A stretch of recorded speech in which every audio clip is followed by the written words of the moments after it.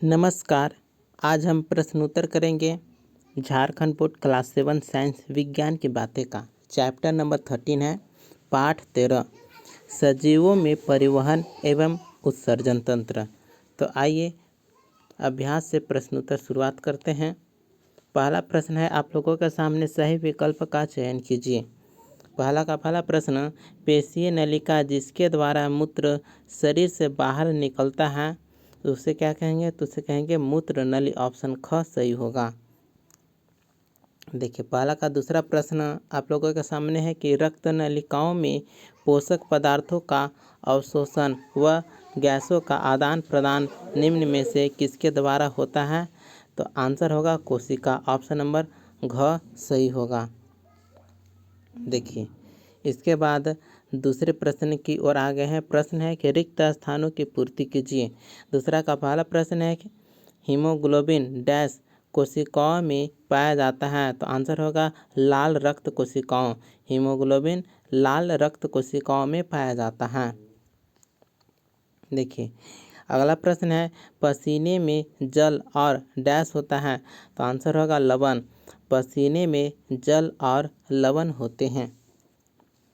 देखिए अगला प्रश्न है कि पौधों में जल का परिवहन डैश द्वारा होता है। तो उत्तर होगा जाइलम द्वारा। पौधे में जल का परिवहन जाइलम द्वारा होता है। इसके बाद अगला प्रश्न है, प्रश्न संख्या 3, कॉलम अ को कॉलम ब से मिलाइए। तो यहाँ पर हमने मिला करके रखा हूँ। देखिए हीमोग्लोबिन ऑप्शन ख से मिलान होगा ऑक्सीजन का परिवहन। दूसरा नंबर पर है श्वेत रक्त कोशिकाएं।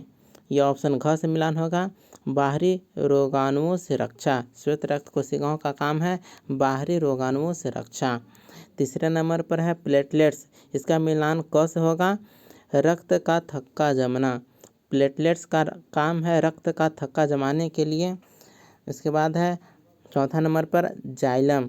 इसे हम अंग से मिलान करेंगे जल का परिवहन। जाइलम का काम है जल का परिवहन में। पाँचवें नंबर पर है फ्लोएम। इसका ऑप्शन ग से मिलान होगा भोजन का परिवहन। फ्लोएम का काम है भोजन का परिवहन करने के लिए। इसके बाद आप लोगों के सामने है प्रश्न संख्या 4, पौधे तथा जंतुओं में पदार्थों का परिवहन क्यों आवश्यक है? तो चौथे प्रश्न का उत्तर होगा कि पौधे तथा जंतुओं में सभी कोशिकाओं को ऊर्जा, पोषण और ऑक्सीजन की आवश्यकता होती है। इन आवश्यक पदार्थों को शरीर के विभिन्न भागों तक पहुंचाने के लिए परिवहन आवश्यक होता है। यह शरीर से अपशिष्ट पदार्थों को हटाने में भी सहायक होता है। इसके बाद आप लोगों के सामने है पांचवा प्रश्न करता है कि रंध्र क्या है? रंध्र के 2 कार्य बताइए। तो पांचवें प्रश्न का उत्तर होगा कि रंध्र पत्तियों की निचली सतह पर स्थित सूक्ष्म छिद्र होते हैं। इसके 2 कार्य होंगे। पहला कार्य है रंध्र, ये पौधों में वाष्पोत्सर्जन के लिए जिम्मेदार होते हैं। रंध्र ये गैसों के आदान प्रदान यानी कार्बन डाइऑक्साइड एवं ऑक्सीजन में सहायक होते हैं। इसके बाद आप लोगों के सामने प्रश्न संख्या 6 है। प्रश्न है कि शरीर के सभी अंगों में रक्त की आवश्यकता क्यों होती है? तो छठे प्रश्न का उत्तर होगा शरीर के सभी अंगों में रक्त की आवश्यकता होती है क्योंकि रक्त ऑक्सीजन, पोषक तत्व, हार्मोन और अन्य आवश्यक पदार्थों को अंगों तक पहुंचाता है और अपशिष्ट पदार्थों को बाहर निकालने में मदद करता है। इसके बाद प्रश्न संख्या 7 है। प्रश्न करता है कि जाइलम और फ्लोएम में अंतर बताइए। तो 7वें प्रश्न का उत्तर इस प्रकार से होगा। सबसे पहले हम जानेंगे जाइलम। जाइलम जल और खनिजों को जड़ों से पौधे के अन्य भागों तक पहुंचाता है। इसके बाद है फ्लोएम। फ्लोएम पत्तियों में बने भोजन को पौधे के सभी भागों में पहुंचाता है। उसके बाद है जाइलम एक तरफा यानी नीचे से ऊपर कार्य करता है, जबकि फ्लोएम द्विपथ यानी ऊपर से नीचे और नीचे से ऊपर कार्य करता है। इसके बाद हम प्रश्न संख्या 8 की ओर आ गए हैं। प्रश्न है रक्त बहते हुए पाँव से कुछ देर के बाद रक्त बहना बंद क्यों हो जाता है? ठीक है, तो उत्तर होगा यहाँ पर घाव होगा, ठीक है,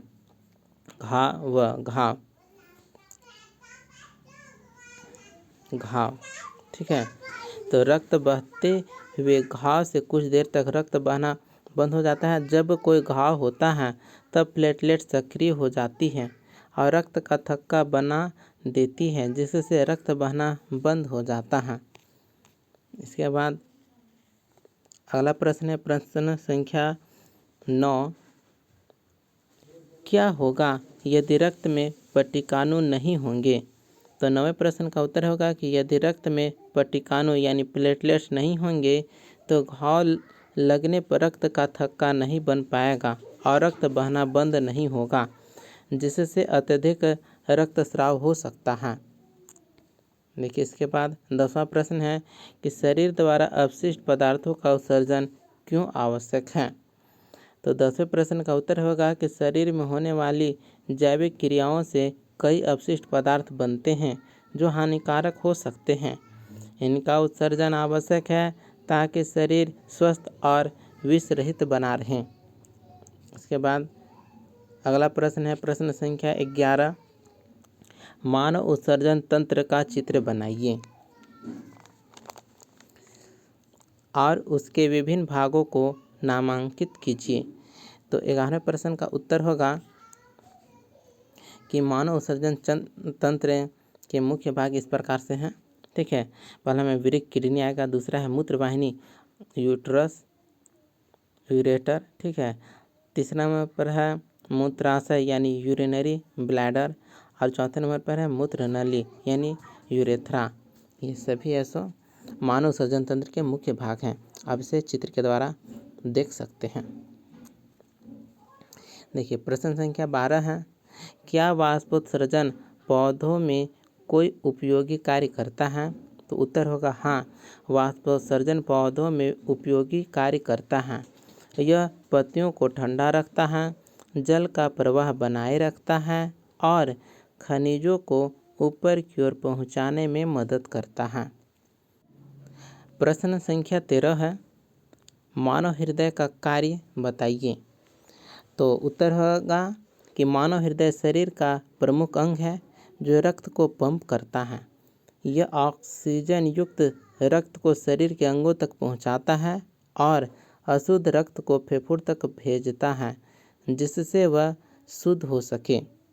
और मानव हृदय का ये जो चित्र है आप लोगों के सामने प्रस्तुत है, आप इसे नोट डाउन कर लीजिए। इसी प्रकार से चैप्टर नंबर 13 सजीवों में परिवहन एवं उत्सर्जन तंत्र, इसका प्रश्न उत्तर यहीं पर कंप्लीट होता है। मिलते हैं अगले वीडियो में, तब तक के लिए धन्यवाद।